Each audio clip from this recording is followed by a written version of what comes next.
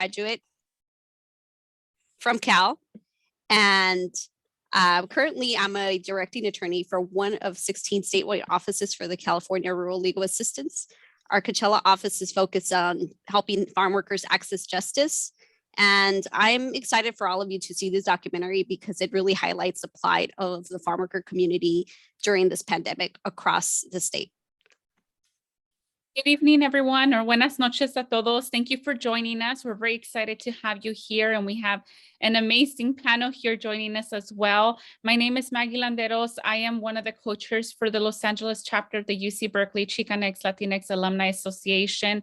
I'm very proud to be surrounded by all these wonderful people as the proud granddaughter of two grandfathers who partook in the Bracero program and a father who also served as a field worker for many years upon his immigration here to the state. So this is very near and dear to my heart. So I'm excited for all of us to be able to experience this, and we hope that you enjoy this evening. Thank you, Rosemary Maggie. My name is Max Ochoa, Cabers in the Desert Board Vice President. Thank you very much for coming to a special screening of To Live for the Harvest. A brief introduction of the OC World. OC World is a nonprofit multimedia company whose mission is to provide residents with critical information and to learn more about their communities and to provide them with the opportunity to make informed decisions. Their leadership team includes Scott Hay, a producer, and Dr. Manuel Gomez, who served as the Vice-Chancellor of Student Affairs at the University of California, Irvine. Among many, many other leadership roles, Dr. Gomez is now a co-producer with OC World. The documentary To Live for the Harvest explores the early agricultural roots of Orange County and investigates reasons and factors determining the disproportionate impact COVID-19 has on farm workers and their families. Our hope is that tonight's event will be a motivation to engage in meaningful conversation on how to best identify, address through a collective process, how to engage and work with vulnerable communities. As we recover from the pandemic, it is important to acknowledge, but more importantly, to know why there is unequal pandemic impact on these communities. Following screening, please join us to a very special hosted by and moderated by Dr. Manuel Gomez. But before we start, a quick reminder to please have your audio and video off. If you want to rename yourself, if you're an alumni, please include your year. And also if you have any other things you want to share, like in pronouns they're called. We do encourage you to post comments and questions on the chat. And if you have any questions, you're free to message me and any of the other co-hosts for any questions. And with that, thank you for your support, and please enjoy To Live for the Harvest.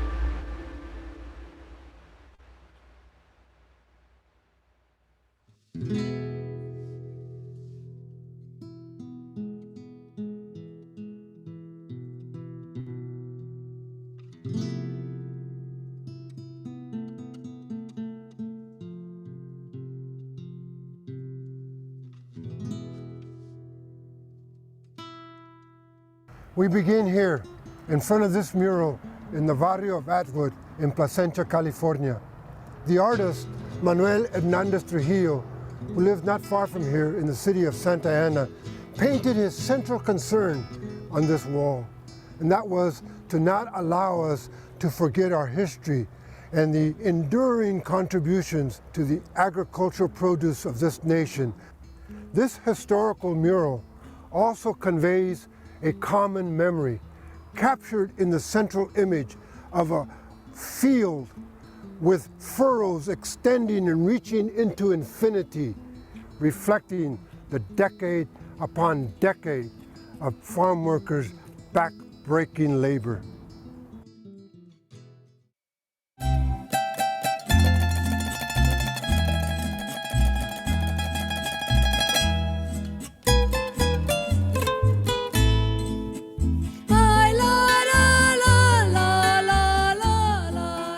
Today, California produces more than a third of the entire country's vegetables and at least 2/3 of the country's fruits and nuts, accounting for more than 13% of the nation's total agricultural value. And yet, the average American has little idea of how food reaches our tables. And we rarely think about the farm workers and their families and the sacrifices they continue to make for the nation. During the middle of an historic COVID-19 pandemic, harvesting season 2020 left vulnerable a largely Mexican workforce who picked and processed crops to distribute throughout the state and nation. In the beginning, at the epicenter of the health crisis in California, there was a lack of resources and assistance, as reported by those who were on the front lines. These designated essential workers remained invisible and vulnerable. In fact, they faced some of the highest infection rates in the state as they continued to risk their health and well-being, working for the harvest. From the very beginning, when we heard about this pandemic, we knew that this community of farm workers was going to be significantly impacted for a variety of reasons. First of all, it's a community that lacks access to health care. Number two, they live cramped into very small housing units, mobile home parks, and that cramped space doesn't allow for the physical distancing. In addition to those challenges, this is a community that cannot stop working. They could not sit down and say, I'm going to have a Zoom meeting. I cannot Zoom into a field. And you have to go and work and pick up the grapes and the dates and everything that they're doing in very, very harsh conditions. It's a community that has been, in many cases, invisible to the rest of us.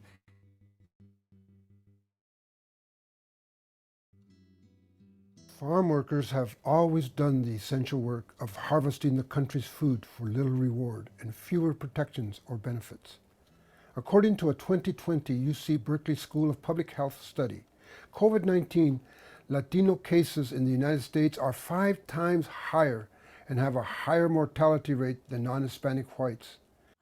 To understand the current COVID-19 plight facing farm workers and their families, it is helpful to first look back at the recent past.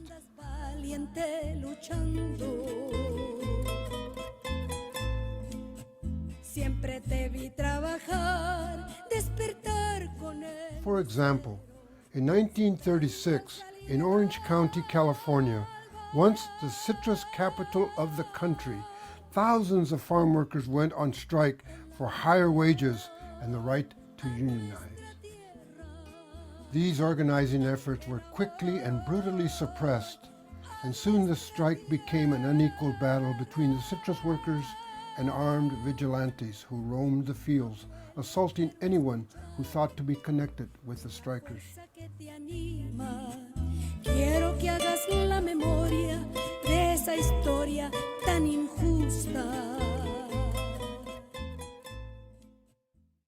The continued unjust and inhumane treatment of farm workers, and by extension their families, has a long history dating back almost 80 years to the establishment of the Bracero program, which brought Mexican labor to the United States to work the harvest of our bountiful agricultural crops. The Bracero program began in 1942, and it lasted till 1964.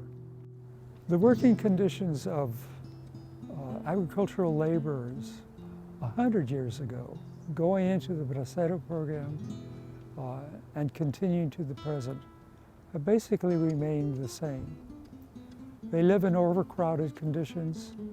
The various people working in agriculture live together, and they continue to live for the harvest. The Bracero program had the best intentions to bring immigrant workers to this country so our food supply chains could remain viable and productive.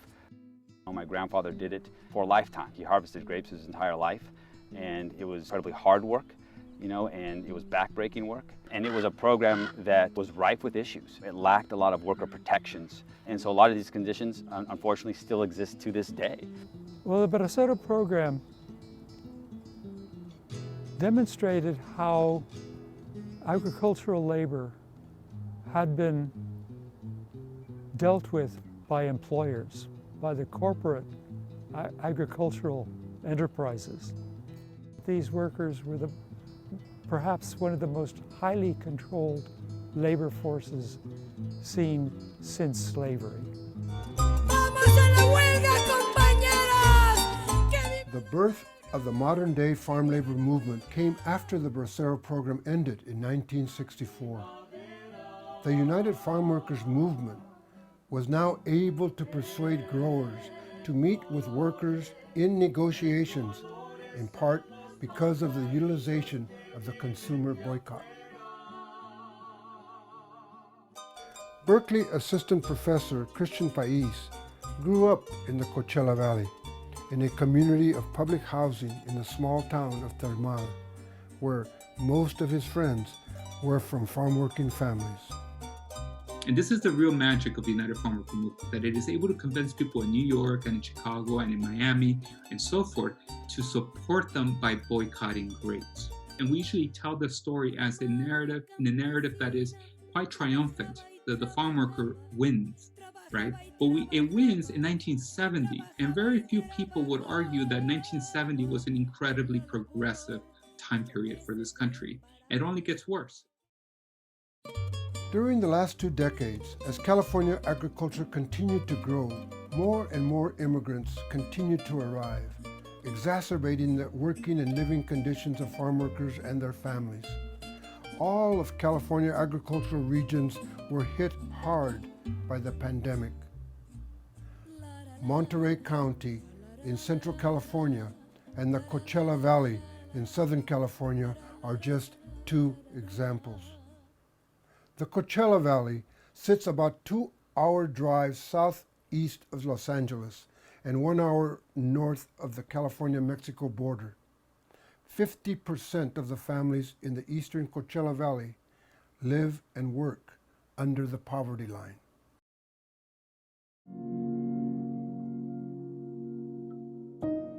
My name is Eduardo Jaime. So my family is from Mexico, from Jalisco. That's where I was born too. My family tested out positive about maybe like 2 or 3 months ago, and I wasn't really affected by it, but my mom was, because she's family oriented, so she's used to having people around. And since we were tested out positive, like no one would visit us and no one would anything, and she kind of felt depressed. Most than anything is just like moral support from the relatives and whatnot that say that, oh, like in Spanish, pues échale ganas, I mean, we can get through this. So my dad was the one that actually got more severe than like the rest of us. He was the last one to get sick, but also the one that was more severe. And I mean, he tried calling like the clinics and anything. He told them, was there like anything that you can do to like feel better or something? And they're like, well, not really. Like there's no cure for it, so we can't really do much. People were like, oh, you're not gonna go back. You're not gonna finish. We already know it. When you take a gap year, it's a for sure thing. You start getting money and you don't want to go back. Even though times are tough right now with the whole pandemic and everything, like, I mean, we still need the money, and well, school doesn't stop, so we gotta do both.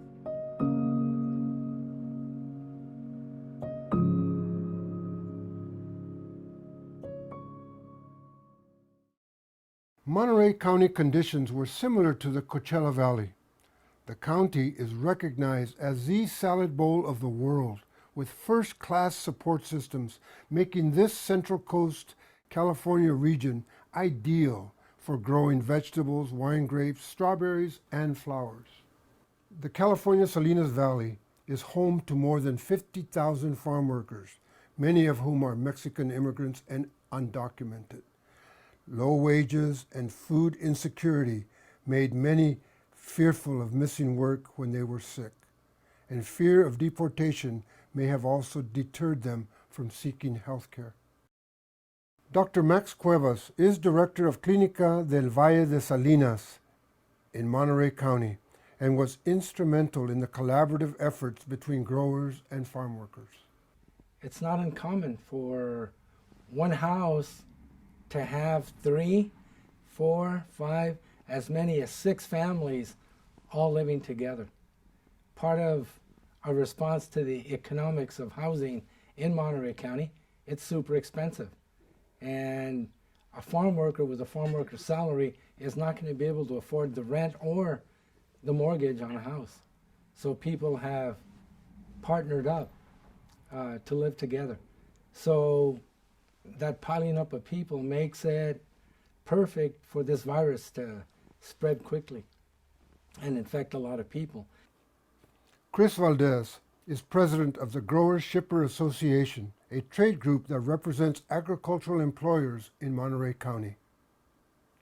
We've identified the agricultural industry as an essential sector, which, when you break it all down, meant that you were required or expected or asked to continue to work throughout the challenges of the pandemic. There was never a day off. There was never an option, particularly for these folks and what they do, because they are harvesting and producing. They are the backbone of the agricultural sector that here in this region is largely responsible for a majority of the nation's vegetables and some of the nation's fruits.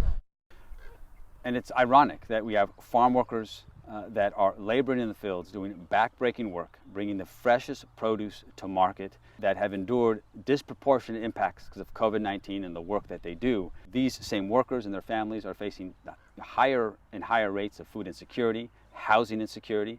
So certainly as a state, as a country, as a society, we need to do better. It's a very tight-knit community with one local Catholic church.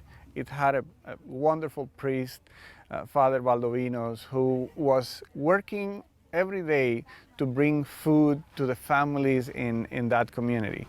Father Valdovinos, through his work, got infected with COVID-19. And then everybody who was working with him also got infected. Father Valdovino unfortunately passed away, and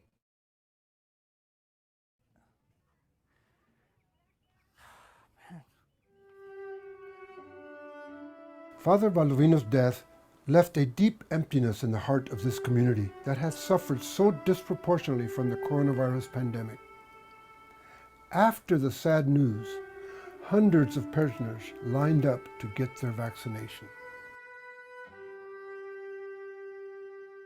those are the things that we see that many other people don't get to see when we're doing this work.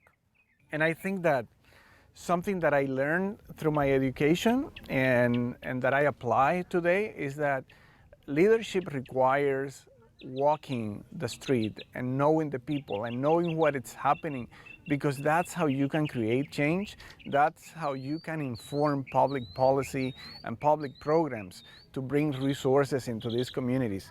That's what makes you sensitive to the needs of the people and deeply informed of what a community really needs.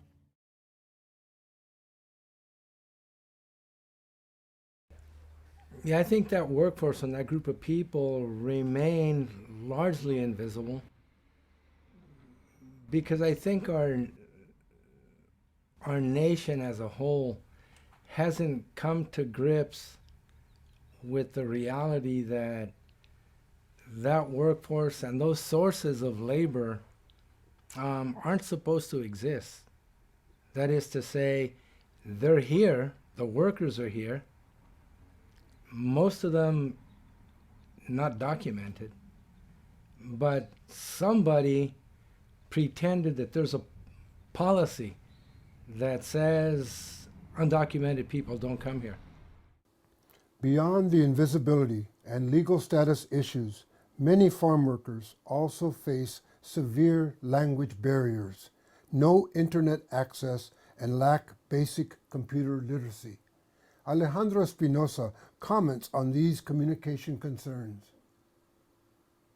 One of our first efforts that we did was to establish a communication subcommittee within the collaborative to address some of these miscommunication myths, and a lot of this, hesitancy was derived because of that. There was a lot of myths, there's a lot of scared folks out there about the vaccine. They really didn't have the information in their native language. So we were able to take really complex and technical terminology and disseminate information internally. Max Ochoa, a Purepecha native, represents a new generation of local leaders who have received a university education and have returned to help their communities. There is the language barrier, the spoken one. There's the written barrier, especially for a lot of indigenous communities where they don't necessarily have the educational background. And there's also the digital barrier where a lot of people don't have or don't really know how to use the technology like computers in order to access it. When it comes down to farm workers, their primary language of communication is not Spanish nor English. This already puts them at a disadvantage about the information that they're getting. This puts them at a disadvantage of knowing how to ask for help and knowing where to go to, for help. George Tudor is a third-generation family farmer in the Coachella Valley since the 1940s. His company, Tudor Ranch, was started by his grandfather, and now he and his siblings run an agricultural business that grows lemons, dates, and grapes. He recalls the initial denials and leadership failures that led to widespread confusion of what to do at the beginning of the pandemic.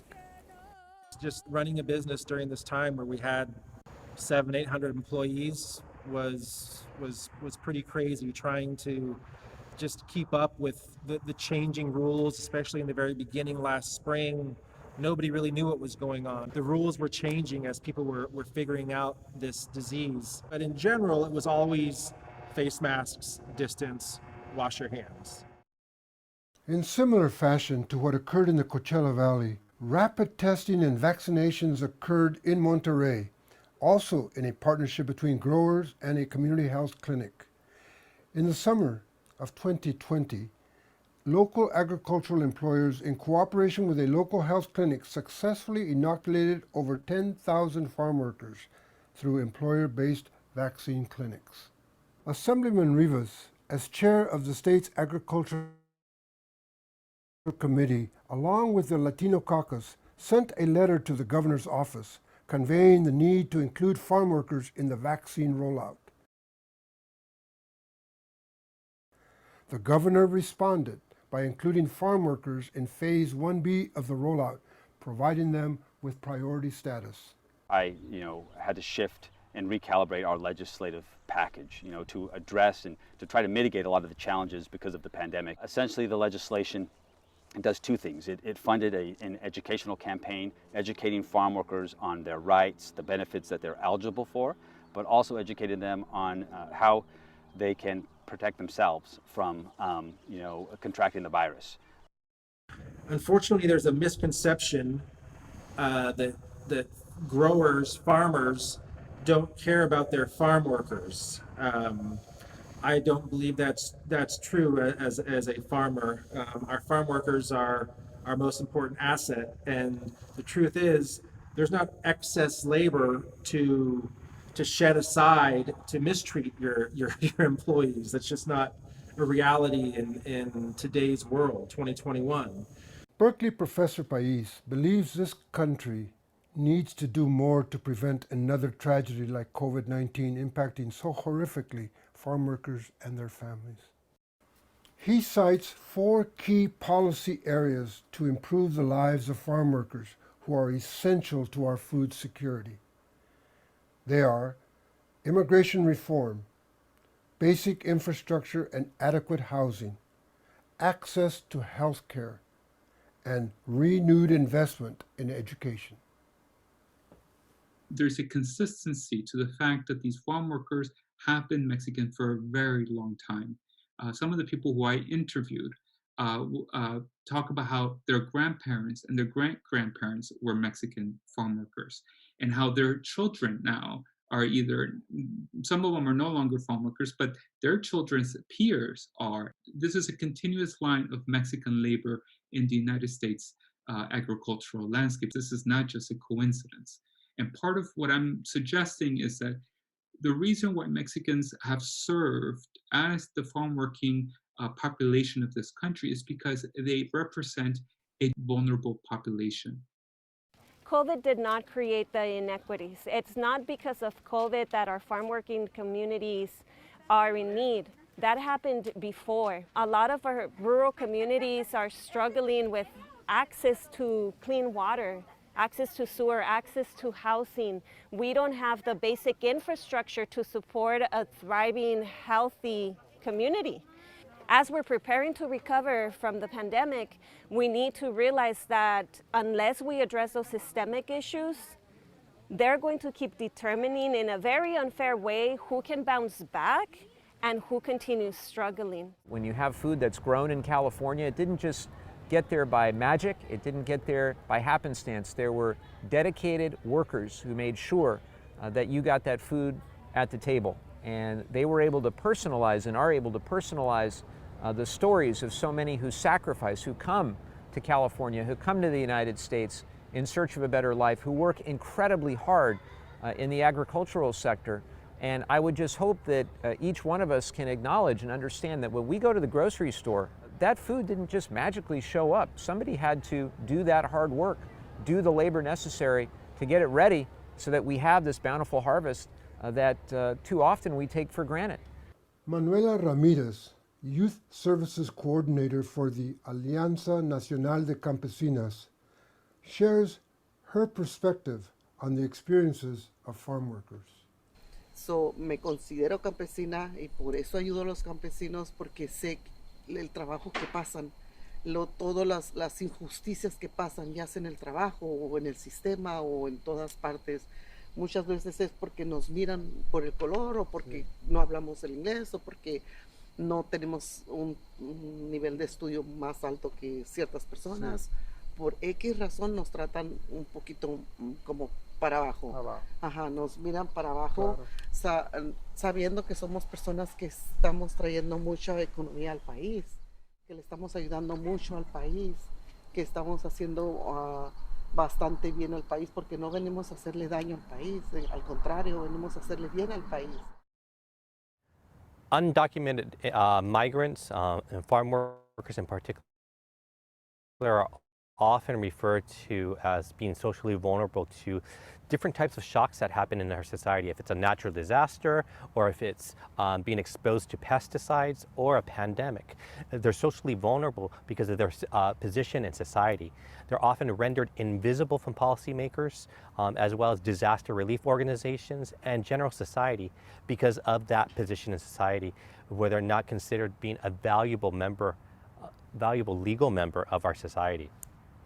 My dream is that many of these farm workers are going to have the protection and the visibility that they need because the pandemic demonstrated how critical it is to have a healthy, productive farm workers community in the United States. And those people, they require and they need and they deserve to be treated with utmost dignity.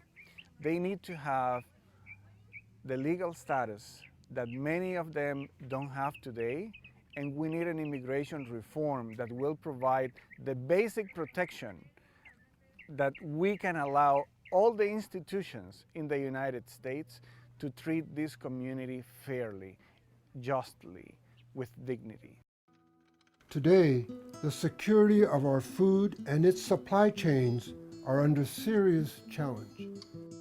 From this history, we've learned many of the reasons of the disproportionate impact of COVID-19 on farm workers and their families. And we have also learned of the value of cooperation among community-based organizations, health clinics, local leaders, and responsive growers. The power of the people working together in support of these essential workers. This remains a story of human dignity too long denied, and of justice too long deferred. Ni se doblega ante el rico. Tu abuelo sabe luchar por la vida y el derecho, por los frutos de la tierra. y el sudor de su trabajo, el sudor de su trabajo.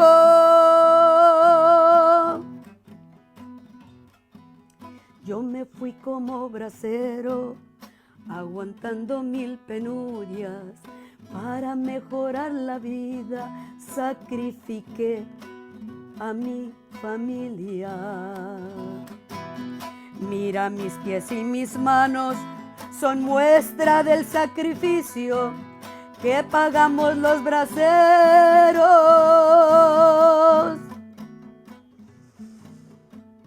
De lo mucho que sufrimos, de lo mucho que sufrimos.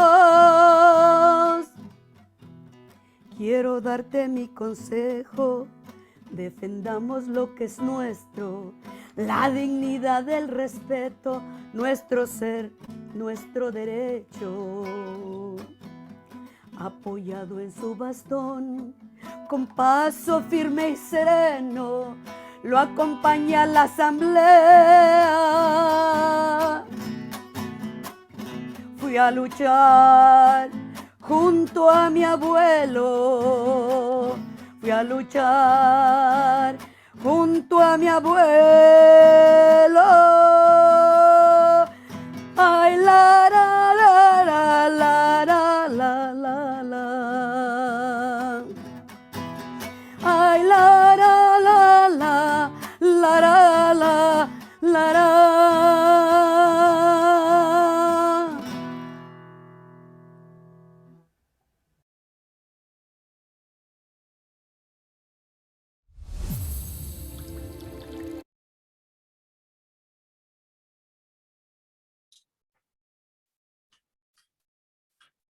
Okay.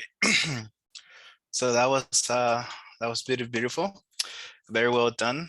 And now with hopefully you enjoyed the documentary, and now allow me to introduce the special panelist and panel moderator.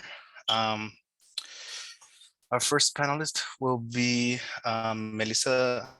Melina Duarte, sorry, founder and principal consultant, My Duarte Group LLP. Dr. Conrado Barzaga, CEO of Desert Healthcare and Foundation. Dr. Christian Pais, Assistant Professor of Ethnic Studies at UC Berkeley, and Assembly Member Robert Rivers, representing District 30, Salinas. And our panel moderator is and the co-producer for OC World, Dr. Manuel Gomez. Dr. Manuel.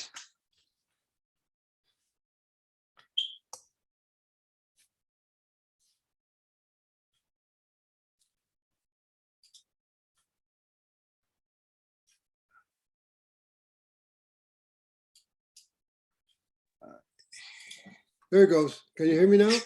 See, we need your video too. His video's on. Okay. Are we set? Maggie, if you can help me with Yeah, spotlighting. you're all set, Dr. Gomez. Yes, we can. Okay. Well, thank you. Thank you. I can speak. Well, so thank you, Max, and thank you, all of you, for being with us this evening. Out of respect, just quickly, for our indigenous ancestors and to combat American amnesia, denial, and historical distortions, I've made it a practice to begin every program with a land acknowledgement of our indigenous ancestors and their surviving nations on this land that we stand on. So let's take one moment with me to recognize the Ahashamen Nation who lived along the coast of Orange County, the Cahuilla Nation and the Agua Caliente Band who lived inland in the Coachella Valley, and the Salinan and Ohlone nations of the Salinas Valley in today's Monterey County. Thank you for taking this moment to acknowledge our indigenous ancestors. I also want to thank all of the individuals that were interviewed, those who didn't make part of the movie or the documentary. I also want to extend a special thank you to George Tudor, who was a brave individual grower and farmer willing to be part of this documentary. And for that, I really respect his willingness to participate and to work with the community organizations in the Coachella Valley. There aren't very many that we could get. OC World is obviously very proud to be in partnering here with Max and with CLA and with the Bears in the Desert. Thank you all for being part. I also want to do 2 more shout outs. One big shout out from the entire OC World goes to Max for all the work and support he's been doing on behalf of this documentary. He did a lot of work in the Coachella Valley, and the entire OC World team appreciates it, Max. I also want to send out a salute, un saludo, greetings to all the good friends that we have out there. I know there are many of you there in cyberspace joining us because of your friendship. So thank you for that. Let's get down to it now, okay? We're right on time, as a matter of fact, 2 minutes ahead, as a matter of fact. Well, we're going to be doing some questions, and we're going to try to do them real quick so that we will allow some opportunity for the audience to write in their questions via chat. And Max is going to be monitoring that for us. So I'd like to get down to it and start right away with Dr. Barzaga and put a question to him. So, hello, Dr. Barzaga. You are a very knowledgeable, your knowledgeable insights into the pandemic's impacts on the lives of farm workers really helped us tell the story, as you could tell now from the documentary. But I want to ask you, since that time, 2 years now, have things really gotten better or have they gotten worse? And connected to that, what are the public health needs for these working families that you are still seeing are not being met today? There are some things that have changed, and I have to say primarily they have more visibility. They have become more visible to our community, to institutions like the Desert Healthcare District. We're working to bring more services, more programs, better resources, or more resources to the communities where farm workers work and live with their families. But there are things that have not changed, and I believe it's important that we mention them. Racism is a public health crisis. We say it time and time again every time we see a Black individual being killed by the police, but we have thousands of farm workers that are dying every year thanks to the immigration policies that are used as a tool of oppression to our people because of the race. We cannot forget that racism is what has created the immigration policies we have in place in this country, and that bring these community members into a status of invisibility, of silence, because they cannot raise their voices. They have to live many times in conditions that are deplorable, drinking water laced with arsenic, and living with no air conditioner and 120 degrees temperatures that we have here in the desert. So those are things that have not changed, and I hope that we all can work together to elevate the visibility and importance of changing that policy and call it what it is. It is racism, and it's having a profound impact in our farm worker community. And Dr. Barzaga, you indicated that things had become more visible. Were you indicating then that things have become more visible because of the discussion that's underway in the nation right now with respect to systemic racism? Or I believe why are they more visible? I think that they're more visible because we have had this effort to bring resources into the farm worker community, and the pandemic demonstrated that without their work, we could not nurture ourselves, because supermarkets would be empty of goods because we need the farm workers, and they never stopped working during the pandemic. When everybody else took a pause and could work, as I mentioned in the documentary, via Zoom, they could not zoom into the field. They had to work every day to provide the goods that we were buying at the supermarket and the food that was nurturing people at the hospital and the doctors and the nurses and the patients and everybody in nursing homes. I hope I have an opportunity to come back to you, because I have another question that I'd like to follow up with regard to the cooperation versus competition of social services. But I'm going to hold on that and let you think a little bit about it and move to Professor Christian Pais, if I may. I'd like to ask you, Dr. Pais, and excuse me for not framing the questions or focusing them because we're trying to save the time. So we're going to, the questions are coming out sharp without my focusing them for you. So how has the history of the Bracero program influenced the current living and working conditions of farm workers, and connected to this process of the several challenges facing farm workers today? What do you see as the #1 priority needed to secure improvements in the daily lives of these essential workers? That's a hard question, huh? It's a layered question. So, one of the things that in our conversations, I noted that historians have a difficult time talking about policies today. And but what I shared with you in my interviews with the people that I spoke to in the Coachella Valley, they emphasized repeatedly immigration reform. So what the Dr. Barzaga is noting is quite evident. Not having documentation not only makes you invisible to a lot of the people in our communities or in their country, but it also makes it hard for you to negotiate with state agencies, with employers, with schools, with your neighbors. So immigration reform would go a long way to negotiate some of the relationships that are taking place both in the workplace and outside of the workplace, because they're quite interlinked. If we want any more policies, I mean, a few more would be public investments in these communities, healthcare resources, education resources, housing resources, parks. I mean, just the most basic of things. I live in Berkeley. There are so many parks all around me. There's an absurdity to the situation that's taking place in places like the East Coachella Valley, where the only green space are the fields where people are working. So those are some changes that could take place. As to the question about the Bracero program, it's a complicated question in that it's been over 60 years since the end of the Bracero program.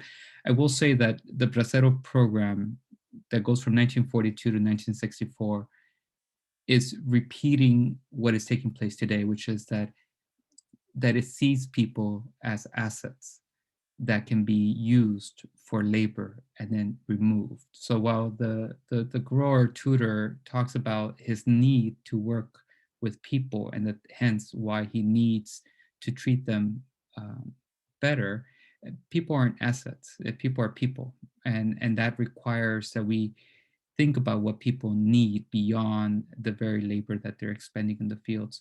So the Bracero program is the epitome of that. People can, the men come to work for una temporada, for a small contract. They live in the most basic conditions possible, and then they leave once the contract is done. And the contract stipulations are completely controlled by growers in the United States. So that dynamic in some ways is working in a very informal way when people are do not have any legal standing in this country. Thank you for that, Dr. Pais. That's really very insightful information regarding those connections with the Bracero program, the continuation of some of those practices, but particularly the issue of using or viewing people as an asset rather than watching their needs as people. I'd like to ask you one other question regarding, because you're a professor and we've had a great interaction. We have a young person on our panel who's going to speak soon too. And our moderator, Max, as a person who grew up in Termal, sure, and was able to overcome the obstacles, obviously, and you attended the university, became a professor now at UC Berkeley. And when you work with students, what encouragement or advice would you convey to these young students, young people who are still in Termal, in Mecca, in North Shores, these little communities that have very little opportunity structures? How would you interest them in continuing their education so that they can become leaders in their own communities? Well, I'd like to better direct the question to the people who are already in the universities. In that, oftentimes my students at Berkeley they feel like there's a tension between how they can serve their communities and what they wish to do in their lives, what moves them. And what I usually tell my students is that we need everybody to get involved. We need doctors, we need filmmakers, we need professors, we need environmentalists who do work on the environment, we need lawyers, we need housing designers, we need musicians, we need every single conceivable human being to do whatever it is that moves them, and then to share it to the collective. It is hard, I think, in some ways to speak to the younger kids who are dealing with such profound disparities and speak about grit, so so for me is whoever has any resources available to them, you need to start sharing them like now, right? And people are, and that's the most moving thing, because there were obstacles, but I grew up in a incredible family. My mother was, going to every single school meeting. My father led Little League Baseball. My neighbors, I grew up in public housing, but whenever a new neighbor would come in, oftentimes people didn't have any furniture, and I swear every single person would take out their extra couch, which apparently every Mexican family had, or their extra table, or their extra whatever Tupperware, and by the end of the evening, people had a pretty livable home. And so there were disparities, and I see them more the more money that I get, or the more my position has shifted. I see the disparity a lot more, but I also there were things that I can rely on, and those are the things that move me to make sure that I'm doing the work that I should be doing. Continuing with those, I'd like to turn to Melina Duarte, but continuing this line of discussion with regard to the inequities and the disparities of the communities that we are talking about right now.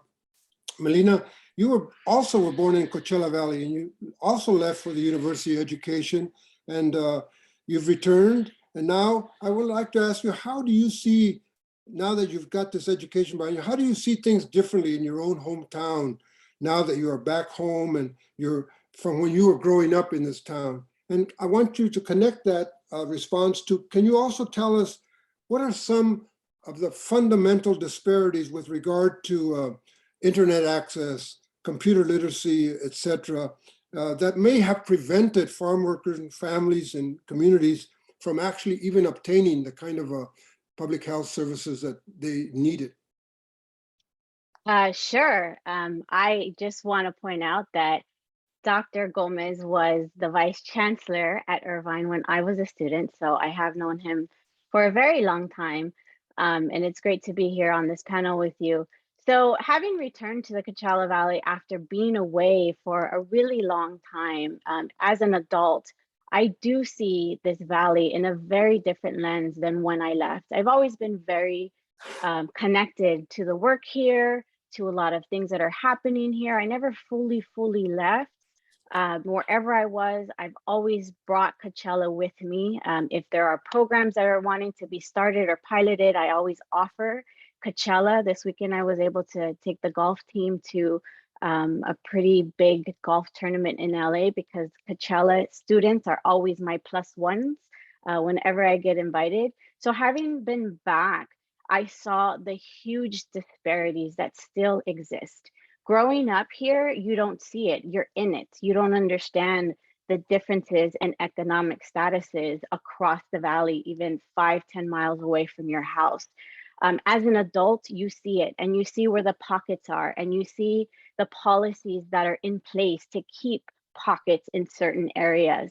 So I think one of the things that I really saw was the county rolled out the vaccine initiatives, and you had to sign up. The spots were pretty much out in the first 5-10 minutes. How do you expect a farm worker, an older person, or viejitos to sign up online? Even though they were eligible, those spots were gone. So there was a huge disconnect in the technology, even with our adults, on how to sign up. The questions were, there were 20 questions that were very complicated and asked some pretty detailed information that an average person, especially who doesn't speak the language, was completely going to miss.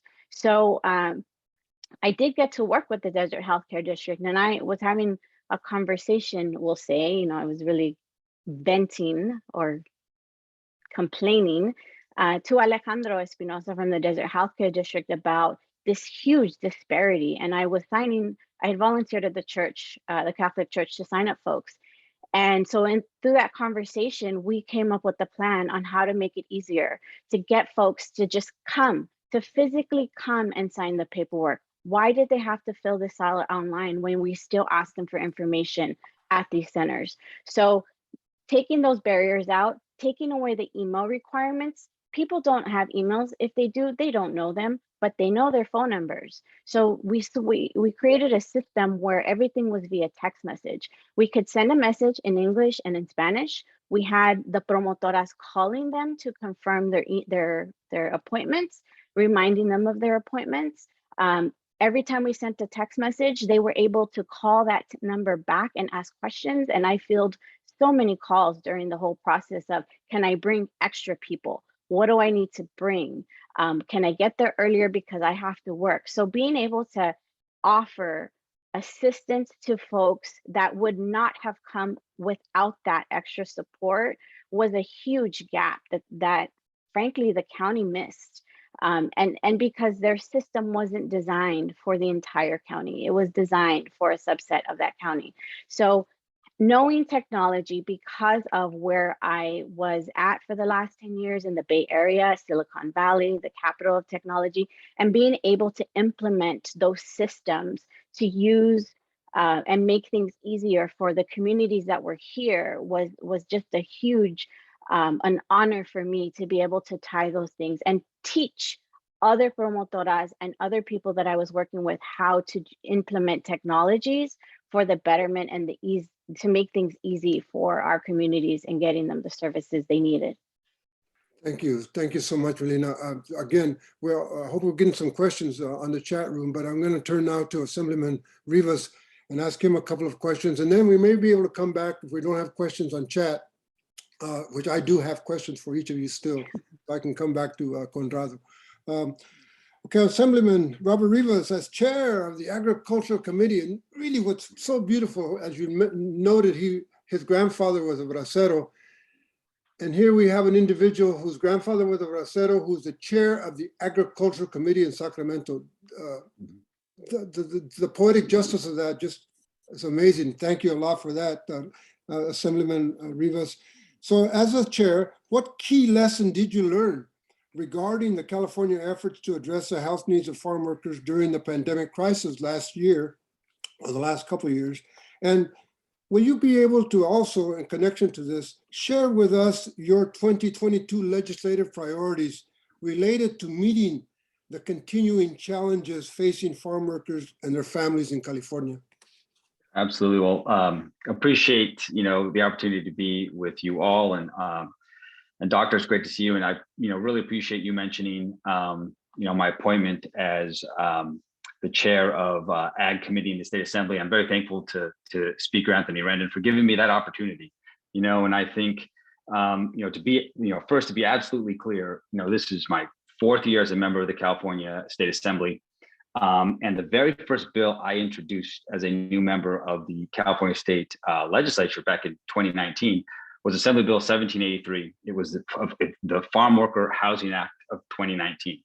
And the reason I mention that, because for me, it didn't take an unprecedented global pandemic to begin to advocate for and fight for California's farm workers, and for their families. Like so many other Latinos here in our state, I come from an immigrant farm working family. And in fact, in California's 172-year history, I'm the very first California State Assembly member to have lived and grown up in migrant farm worker housing, and now chair and lead the Assembly Agriculture, the committee. And so it's very special, but really my focus has always been on those values that were instilled in me by my immigrant farm working family, to always fight for the most vulnerable in our society, the most vulnerable here in our state, in the district I represent, which are our farm workers. For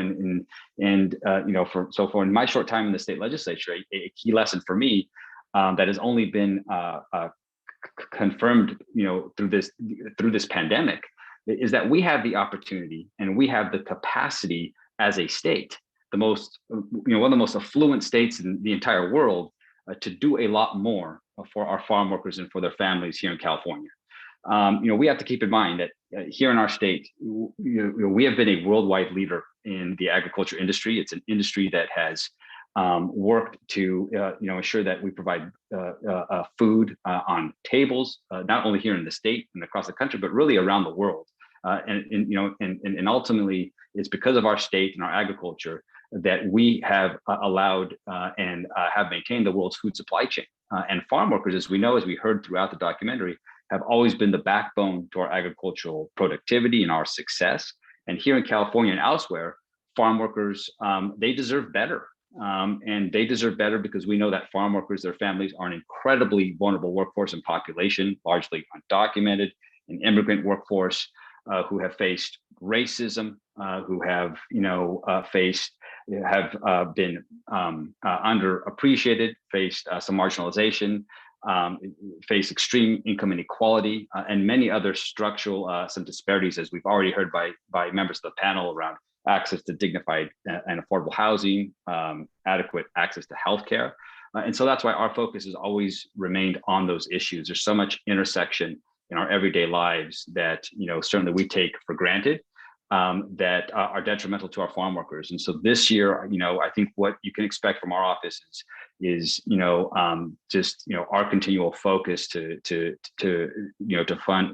focus on many of these policy areas and issues that impact our farm workers every day: access to clean water. We have introduced a package of bills to make a difference and to do our part to ensure that we're accomplishing access to some clean water to our most disadvantaged regions of the state. A second area is certainly doing all we can to mitigate the impacts of this climate crisis that it's having on our farm workers, in the way of these unprecedented wildfires, just the constant exposure to toxic air quality conditions because of these fires, excessive heat, trying to address and try to mitigate the challenges around that. And then third is housing. We heard it in the documentary. I mentioned it. I grew up in migrant farm worker housing, overcrowded housing. I can remember how challenging it was to grow up in that environment, how challenging it was to focus and study and do homework. And I had it back then, but now, our farm working families today and children, they have it much, much worse. And so, we're going to continue to push to try to secure some dollars in the state budget to construct farm worker housing. But I think our the main purpose of our work this year is going to be trying to understand and quantify this problem. There's such a lack of data. We know that farm worker housing is a crisis in the state. It's a humanitarian crisis. Many of our farm working families who they live in third world country conditions, which is absolutely unacceptable in a state like California, and we've got to fix that. And so trying to work and commission a statewide farm worker housing study so we have a baseline to work from, and so we can ensure that we can do more to solve this urgent problem. Wow, Assemblyman Rios, that was really great, and also really good to learn about your ongoing new priorities for 2022. I'd like to connect that. You mentioned this notion of third world conditions, kind of shocking in a way, right? In California, but in our rural areas, we may have conditions that are comparative to other third world situations. I'd like to turn to Conrado Barzaga, and actually I have a two-part question for you again, Dr. Barzaga, and then you were educated in Cuba, you worked in Latin American countries, so I'd like to give you an opportunity to briefly just share a few of the possible insights that you may have of a comparative nature to what you experienced as a doctor in those countries and what your experience has been in the Coachella Valley. And connected to this, I would like to see if you could comment a little bit on the importance of cooperation or collaboration across sectors to address the needs of farm workers. Thank you, Manuel. In my working in Latin American countries, especially in Cuba and Bolivia, I saw similar conditions because farm labor and that type of work leads to those conditions of labor. However, there were some very clear distinctions, both in Cuba and in Bolivia, where I worked with similar populations. They had a sense of belonging. that it's very difficult for the farm workers labor that we have or workforce that we have here in the United States because of the immigration status. That creates a separation. It creates a new conditions of slavery that we don't see in other countries, and that is very sad. That is a great distinction that I have to make. And the other thing that makes it different is that we have here in the United States, and this is on the positive lens, we have a rich civic participation of so many not-for-profit organizations that contribute to the well-being of so many different groups. And that has been one of the greatest assets we have had in this work here in the Coachella Valley. Yes. I have to start by mentioning that one of the greatest assets we have had has been Alejandro Espinosa, who is also showcased in the documentary.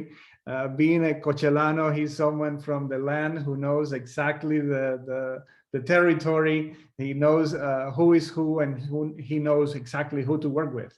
And it was wonderful to see so many organizations coming together when we had that call to action to provide resources to different communities in the Coachella Valley that joined us in that effort. And I have to mention Visión y Compromiso, Alianza Coachella Valley, Pueblo Unido, Youth Leadership Institute, Líderes Campesina, TODEC, El Sol, all those organizations, which are non-profit, community-based organizations here in the Coachella Valley, joined us in the effort and created the Coachella Valley Equity Collaborative.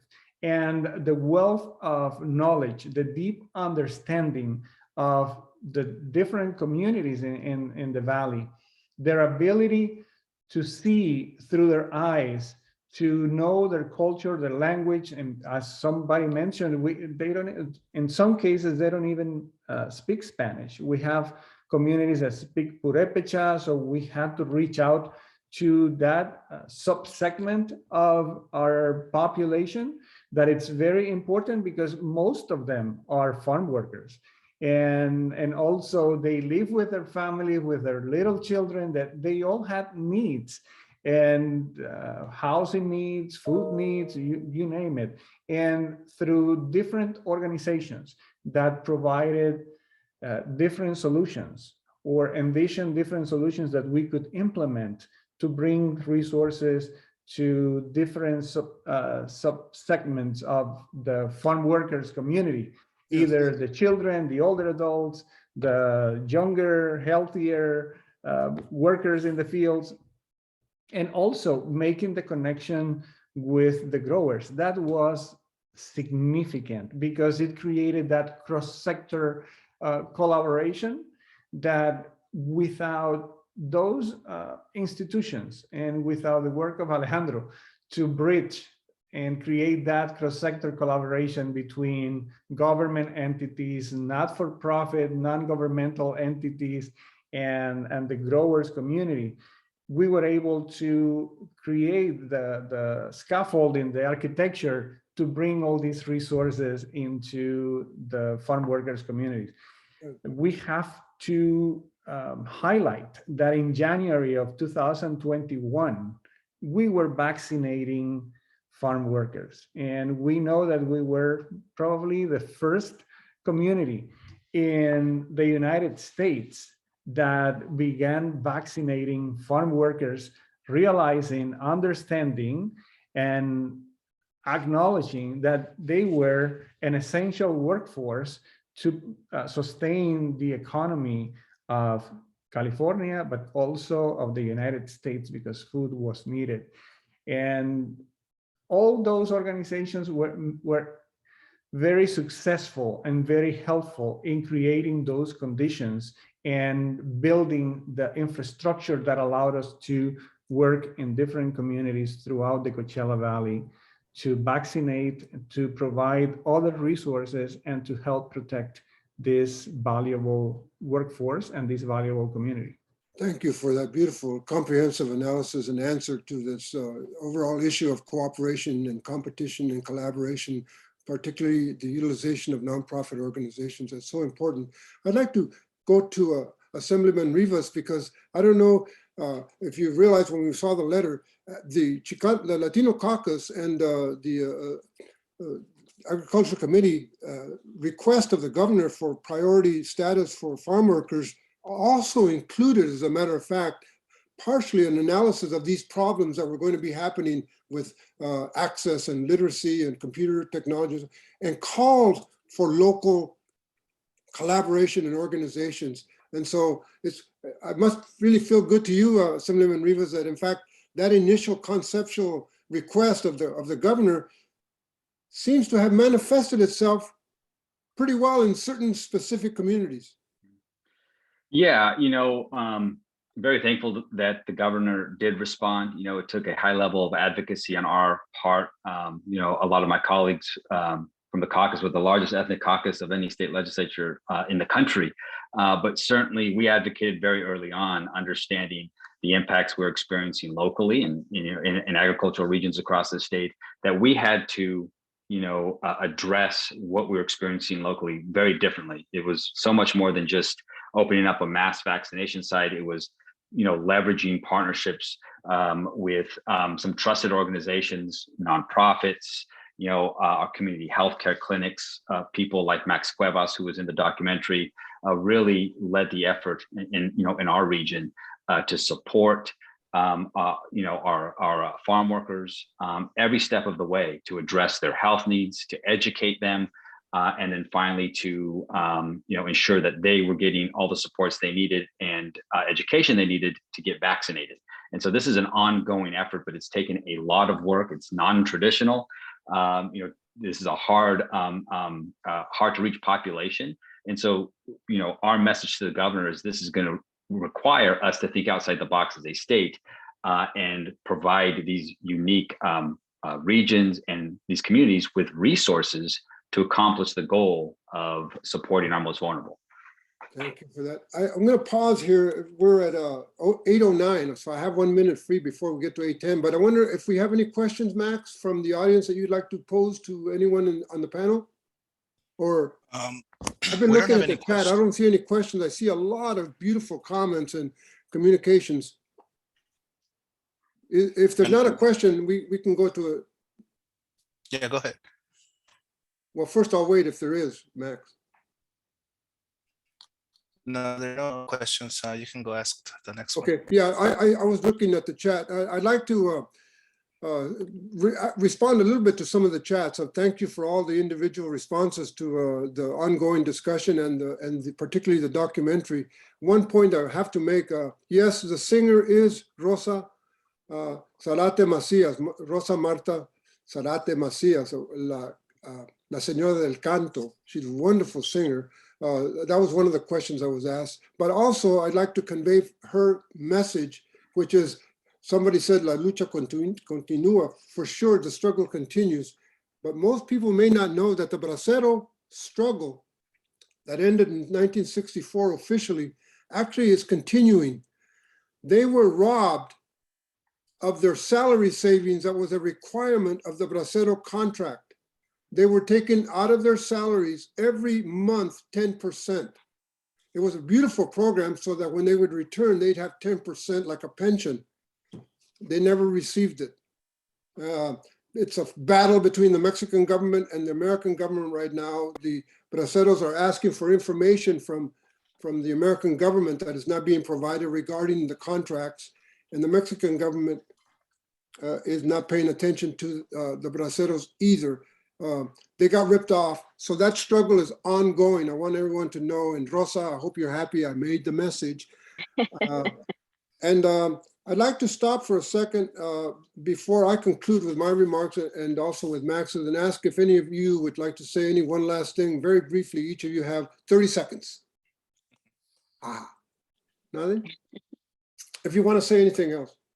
But we're at, we're at 8:11, so your chance is over. I'd like to I'd like to offer just a couple of remarks, to tell you the truth, because we really do want to end at 8:15 and be truthful to everybody.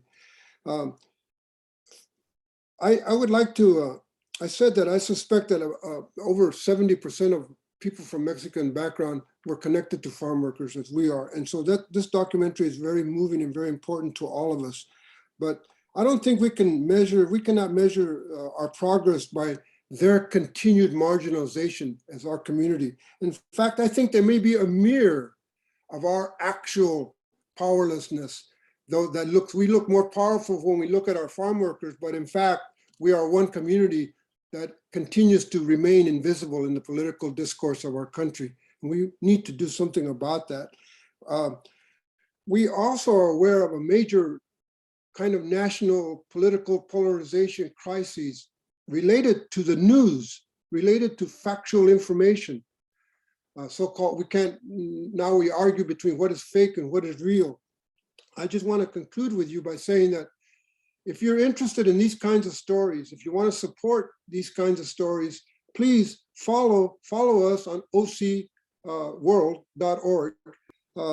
We need help, we need support, and we need volunteers, straight out.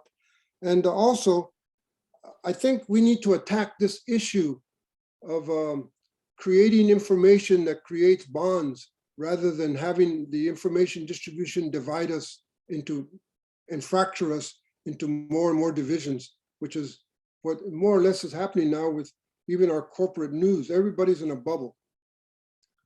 We may be in a bubble too, but our bubble has to grow and become connected to much other bubbles to go with Max's collaboration theme. I'm going to stop and let Max conclude the program, because I imagine he has some comments as well. Max? Yes, Maggie? Yes, thank you all very, very much. We definitely want to be mindful of everyone's time, but first we want to give everyone on the panel a big thank you on behalf of Cal Bears in the Desert, the Chicanx Latinx Alumni Association, the California Alumni Association, and everyone here present. Thank you for your insight. Thank you for sharing your personal stories and how personal this work is. This has to be or feel personal to some extent, in whatever way we can connect to continue to really drive this forward. So we're really, really thankful to all of you. We also want to extend our gratitude to all of the folks who joined us this evening and those who are going to watch this recording in the near future. And we hope that you see the urgency that is needed to really mobilize and support everyone who is connected by in some way or another to our farm worker community. So again, thank you. We will continue to post information on the Cal Bears and the Desert.org site, and we'll post it in the chat right now. So please continue to monitor the website for updates, as well as connect with us in any way, shape, or form as we continue again to come together and really create space, not just for dialogue, but create space for mobilization as we support it from worker communities. So with that, Mark, I don't know if there's anything else that you wanted to add as we close for the day. Yeah, just these are some of the folks that made this event possible. We will be updating the Cal Bears to Live for the Harvest website. We will be uploading the video, and we'll also be providing contact information from our panelists and also the producers and also everybody who made this event possible. Give us about 3 days and we'll update it. Other than that, you will be able to share that resource to the communities for those who have asked us. Thank you, Max. Thank you all. Thank you so much. Thank you. I'll let you finish it. You're wonderful. No, gracias a todos por los que están aquí, que nos están acompañando y tal vez entienden unas partes. Gracias por acompañarnos. Esperamos que hayan entendido la gran mayoría y la urgencia que tenemos en poder movilizar y apoyar a nuestras comunidades que están todavía sufriendo bastante en diferentes lugares en el Valle de Coachella, ¿verdad? También en el Valle Central de California. Entonces, la lucha sigue. Gracias a todos por estar aquí. Thank you all once again, and we wish you all a very good evening. Gracias por apoyarnos, sobre todo a los braceros que todavía están en su lucha por justicia. Rosa Marta, a sus órdenes. Hasta Rosa. Ok, muchas gracias a todos. Hasta luego. Hasta luego. Gracias. Buenas noches. Buenas noches. Guys were great.